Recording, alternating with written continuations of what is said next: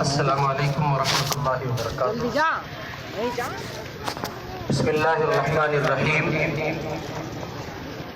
نحمده ونصلي ونسلم على رسوله الكريم، اما بعد اعوذ باللہ من الشیطان الرجیم، بسم اللہ الرحمن الرحیم۔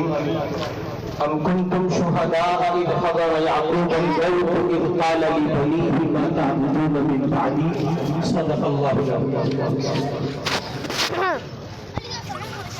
بزرگان محترم، آپ گھڑی دیکھ لیں، 5 منٹ میں یہ گنہگار کی حضرت والا رحمت برکاتہ کہ ہم سب کے بڑے و مشفق ہیں، وہ تشریف فرما ہے۔ عصر میں تاخیر ہو رہی ہے، نماز بھی ادا کرنی ہے، اور یہ 5 منٹ کا پیغام اس گنہگار کا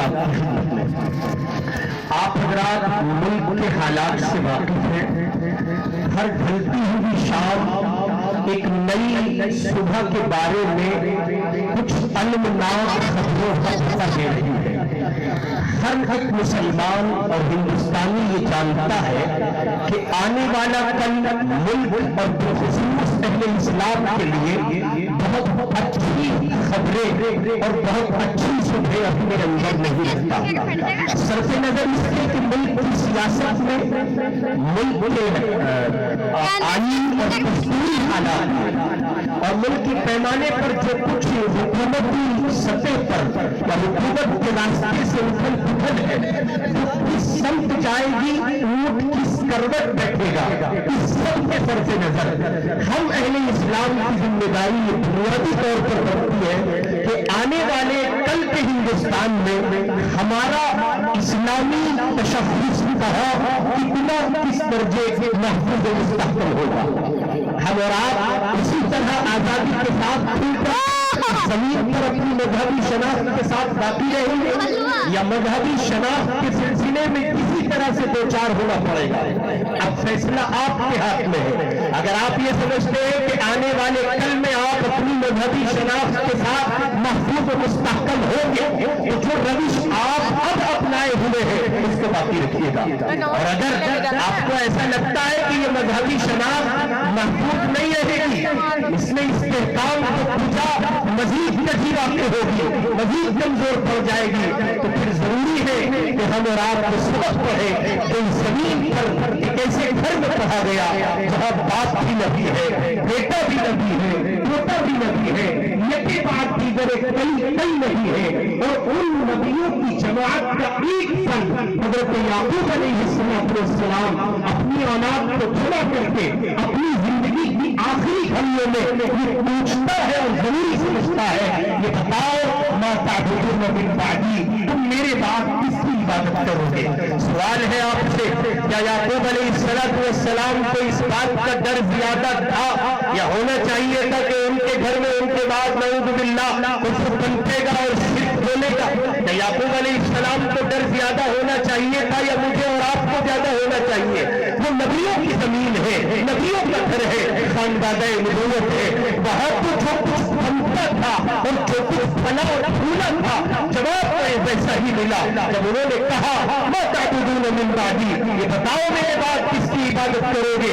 یہ آنکھیں بند نہیں ہوں گی، یہ کمر یہ پیٹھ مٹی کو نہیں لگے گی، گویا مجھے موت نہیں آئے گی، یہ بتاؤ میرے بعد کس کی عبادت کرو گے؟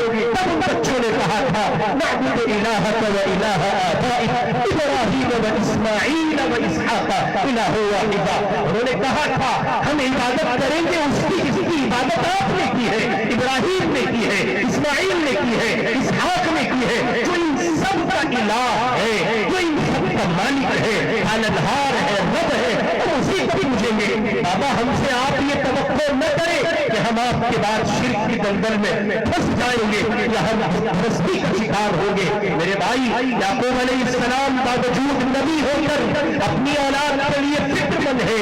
پھر میں اور آپ یعقوب کو وہاں پائے جاتے تھے جو اس زمانے کا شان ہے، اس کے لیے برکتیں، نعمتیں، عافیتیں اور عزتیں اور سہولتوں کا مظاہرہ پیغمبر محمد صلی اللہ علیہ وسلم نے شام کو برکت کی سرزمین قرار دے کر سنایا تھا۔ میں اور آپ ہندواڑے میں پائے جاتے ہیں، کفر و شرک آمیزش کی زمین پر پائے جاتے ہیں، ایمان کا تحفظ اس جگہ کے مقابلے ذرا مشکل معلوم ہوتا ہے۔ پھر وہ نبیوں کا گھر ہے نبیوں کی جماعت ہے, نبیوں کی اولاد ہے. میں اور آپ کیا حیثیت اور کیا شمار رکھتے ہیں ان کے مقابلے؟ فیصلہ میرے آپ کے ہاتھ میں ہے. حساس ہو, ہر درجے حساس ہو, اپنے آنے والے کل کے سلسلے میں بہت زیادہ فکر مند ہو.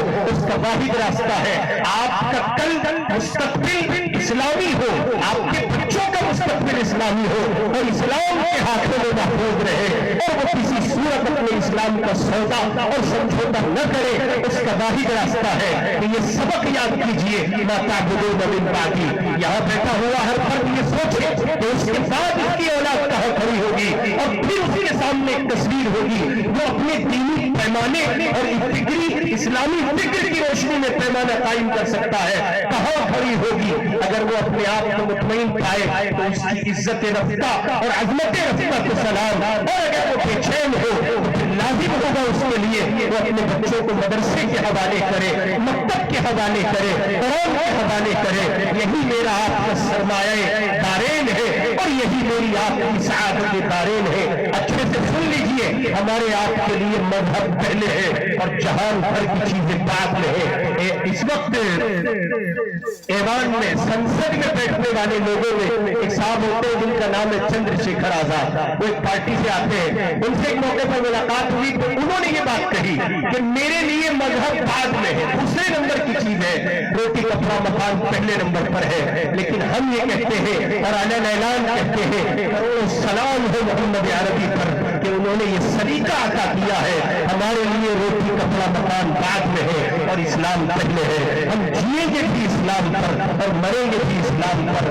بہت بہت مبارکبادی حضرت قاری جاوید صاحب کے لیے جنگل میں منگل کیے بیٹھے ہیں. بڑی خوش الحانی سے بچے نے قرآن پڑھا, طبیعت باغ ہوئی. اللہ ان کی اس محنت اور صحیح جمیلہ کو قبول فرمائے. جزاکم اللہ وآخر دعوانا الحمدللہ.